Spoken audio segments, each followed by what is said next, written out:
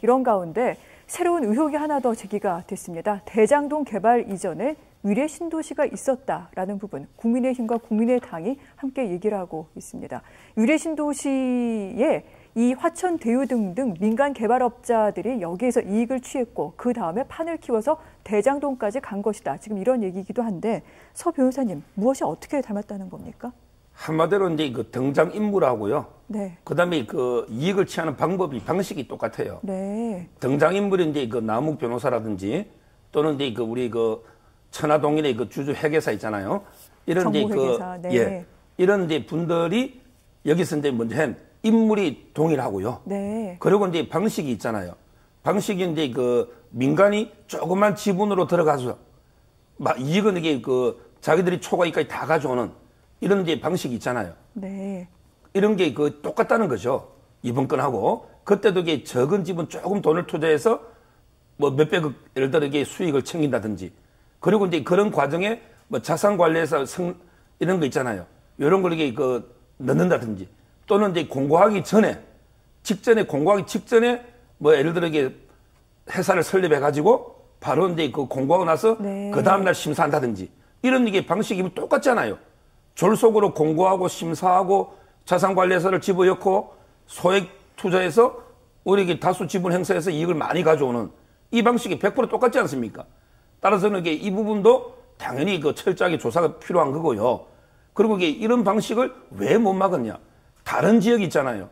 예를 들어 이게 경기도의 다른 지역은 전부 이게 초과이익을 환수하는 제도를 다 만들었어요. 네. 근데 그 성남만 지금 이게 안 만들어진 이 구조가 저는 이게 무능이냐 아니면 이게 결국 고의냐.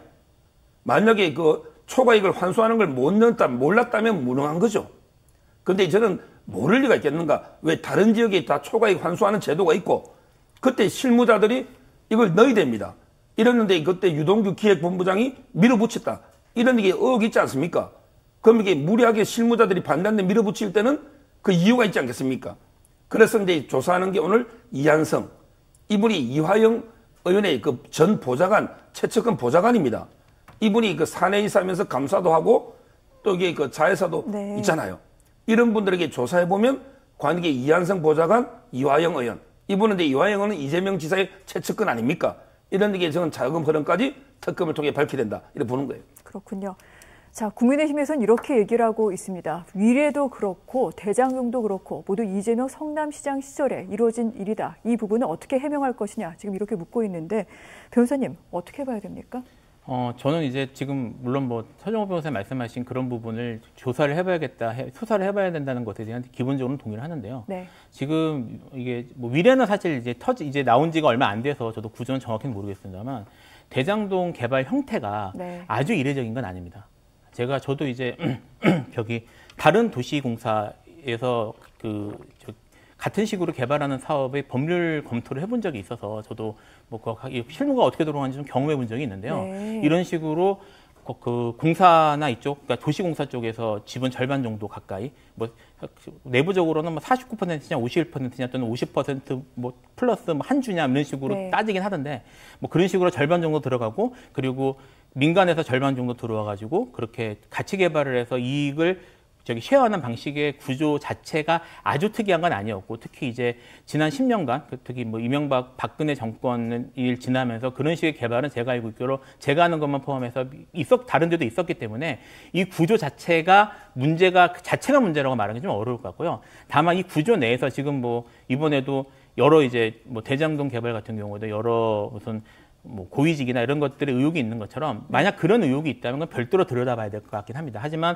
이런 개발 자체가 문제라고 그래서 똑같은 개발 형태가 반복됐다는 거 가지고만 문제를 삼는 거는 좀 부적절한 게 아닌가 하는 생각이 좀 듭니다. 그렇군요.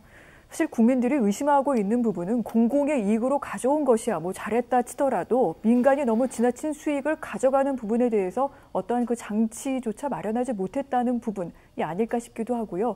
여기와 관련해서 앞으로 부동산 개발을 그래서 어떤 틀에서 해야 될지, 아울러 이 부분을 정치권이 계속 정쟁으로 소비하기만 할 것인지, 근본적인 해결책을 내놓는 쪽은 어느 쪽인지, 이런 부분들에 대해서 좀 시선을 계속해서 돌리게 되지 않을까 싶기도 합니다.